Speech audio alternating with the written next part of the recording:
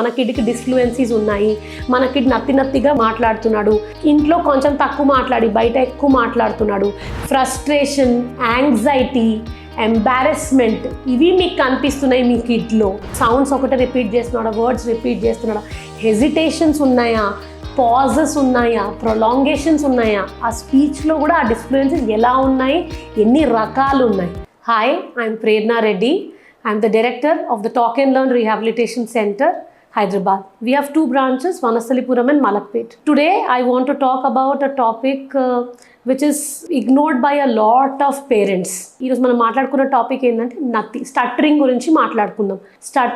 Stammering is how we would, stammering, నత్తి is what general local టర్మ్స్లో అందరు చెప్తారు, మేము స్టట్టరింగ్ అని దానికి చెప్తాం. స్టట్టరింగ్ అంటే ఏంటి, ఏజ్కి స్టార్ట్ అవుతుంది, మనం ఇంటర్వెన్షన్ ఎప్పుడు తీసుకోవాలి, ఇంటర్వెన్షన్ ఎప్పుడు దీన్ని ఎప్పుడు కన్సిడర్ చేయాలి, అండ్ స్టట్టరింగ్ థెరపీ తీసుకోకపోతే దాని ప్రాబ్లమ్స్ ఏమొస్తాయి ఫ్యూచర్లో గురించి మాట్లాడుకుందాం. ఓకే, సో నెంబర్ 1, దీన్ని డెవలప్మెంటల్ స్టట్టరింగ్ అంటాం. డెవలప్మెంటల్ స్టట్టరింగ్ ఏంటంటే యాజ్ ఏజ్ పెరిగిన కొద్దీ, చిన్నప్పుడు 2 నుంచి 5 వరకు స్టార్ట్ అయిన స్టట్టరింగ్ని డెవలప్మెంటల్ స్టట్టరింగ్ అంటాం. ఈ టైంలో 2 to 5 ఇయర్స్లో లాంగ్వేజ్ డెవలప్మెంట్ కానీ కాగ్నిటివ్ డెవలప్మెంట్ కానీ చాలా ఫాస్ట్గా అవుతుంటుంది. ఈ టైంలో డెవలప్ అవుతున్న స్టట్టరింగ్ని డెవలప్మెంటల్ స్టట్టరింగ్ అంటాం. స్టట్టరింగ్ అంటే ఎలా ఉంటుంది, మనం ఎలా చెప్పగలం ఇది స్టట్టరింగ్ అని, మధ్యలో చెప్తున్న వర్డ్స్ని బ్రేక్ చేసేయడము,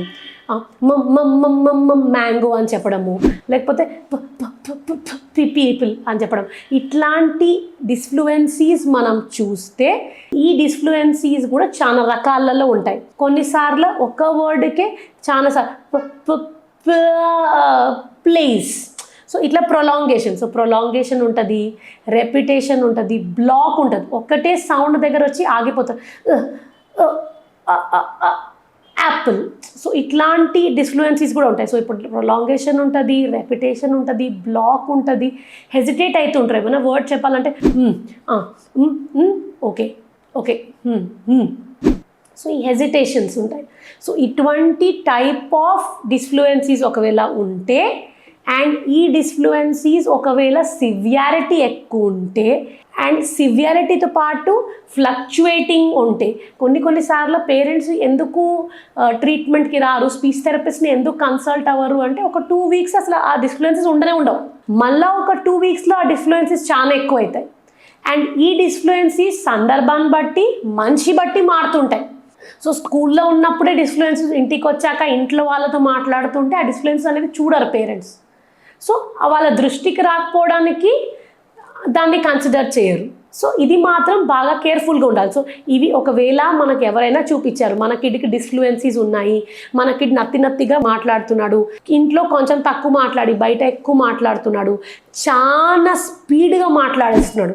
చాలాసార్లు కిడ్స్ ఏం చేస్తారంటే ఈ డిస్ఫ్లూయెన్సీస్ని వేరే వాళ్ళకి అర్థం కావద్దు అని స్పీడ్ అనేది పెంచేస్తారు. సో వాళ్ళు చాలా స్పీడ్గా మాట్లాడేస్తారు. ఇవన్నీ ఉంటే మాత్రం దీన్ని డెవలప్మెంటల్ స్టట్టరింగ్ అంటాం. సో సెకండ్ పాయింట్ ఏంటంటే, ఈ డిస్ఫ్లూయెన్సీస్తో పాటు పెద్దగా కొద్దికి 2-3 ఇయర్స్ అప్పుడు ఉండకపోవచ్చు, పెద్దగా కొద్ది ఒక ఫిజికల్ స్ట్రగల్ అనేది స్టార్ట్ అయిపోతుంది. So even this is a sign that the stuttering is developmental stuttering, and దీనికి థెరపీ లేకుండా ఇంప్రూవ్మెంట్ రాదు, దానంతదా వెళ్ళిపోదు. థర్డ్ పాయింట్, చాలా సెకండరీ బిహేవియర్స్. ఇప్పుడు దీన్ని కోప్ చేయాలనుకొని చాలామంది ఇట్లా ఫిస్ట్ని పట్టుకోవడము, లేకపోతే జా మూమెంట్స్ చేయడము, లేకపోతే ఐ బ్లింక్ మూమెంట్స్ చేయడము, ఇట్లాంటి సెకండరీ బిహేవియర్స్ కూడా పెట్టుకుంటారు. జస్ట్ బికాస్ ఈ స్పీచ్ని వాళ్ళు కంట్రోల్ చేయలేక సెకండరీ బిహేవియర్స్ కూడా వాళ్ళకి అలవాటు అయిపోతుంది. సో ఇప్పుడు ఈ సెకండరీ బిహేవియర్స్ వస్తున్నాయి, చాలా స్పీచ్లో స్ట్రగల్ కనిపిస్తుంది. ఈ డిస్ఫ్లూయెన్సీస్ 1-2 టైప్ కావు, అన్నీ ఉన్నాయి స్పీచ్లో. ఇప్పుడు నేను మీకు 5-6 టైప్స్ ఆఫ్ డిస్ఫ్లూయెన్సీస్ చెప్తా. ఈ 5-6 టైప్ ఆఫ్ డిస్ఫ్లూయెన్సీస్ అన్నీ ఉన్నాయి. సివియారిటీ అనేది చాలా ఎక్కువ ఉంది. And last but not the least, frustration, anxiety, embarrassment ఇవి మీకు కనిపిస్తున్నాయి మీ కిడ్లో. అంటే చైల్డ్ ఖచ్చితంగా స్పీచ్ థెరపీ తీసుకోవాలి.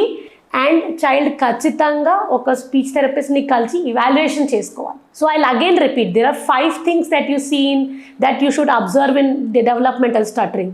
ఒకటి, సివియారిటీ ఎంత ఉంది, చాలా రెగ్యులర్గా చేస్తున్నాడా, ఓన్లీ కొన్ని సందర్భాల్లో చేస్తున్నారా. ఇంకొకటి, టైప్స్ ఆఫ్ డిస్ఫ్లూయెన్సీ ఎట్లా ఉంది, ఒకటే రిపీట్ ఒకటే చేయడం, వర్డ్ సౌండ్స్ ఒకటే రిపీట్ చేస్తున్నాడా, వర్డ్స్ రిపీట్ చేస్తున్నాడా, హెజిటేషన్స్ ఉన్నాయా, పాజెస్ ఉన్నాయా, ప్రొలాంగేషన్స్ ఉన్నాయా, ఆ స్పీచ్లో కూడా ఆ డిస్ఫ్లూయెన్సెస్ ఎలా ఉన్నాయి, ఎన్ని రకాలు ఉన్నాయి. థర్డ్, ఒక ఫిజికల్ స్ట్రగల్ ఉందా, మాట్లాడేటప్పుడు ఇట్లా ఫిజికల్గా స్ట్రగల్ అయ్యి వర్డ్స్ బయటికి వస్తున్నాయా, దాంతోపాటు ఏమైనా సెకండరీ బిహేవియర్స్ అలవాటు చేసుకుంటున్నారా. ఫోర్త్.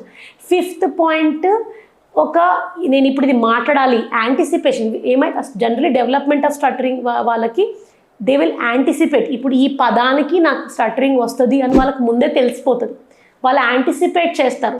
సో వాళ్ళు ఏం చేస్తారు, వర్డ్ మార్చేస్తారు, లేకపోతే ఆ యాంటిసిపేట్ చేసి మాట్లాడడం పూర్తి తక్కువన్నా చేసేస్తారు, లేకపోతే బాగా ఎంబారెస్ యాంగ్షియస్ అయిపోతారు ఆ సిచ్యువేషన్ వస్తుంది అంటే. సో ఇవన్నీ అవుతున్నాయి అంటే డెఫినెట్గా దీన్ని డెవలప్మెంటల్ స్టటరింగ్ అంటాము. ఇదే దాని తగ్గిపోదు, అండ్ దీనికి మీరు ఖచ్చితంగా స్పీచ్ థెరపీ తీసుకోవాల్సిందే.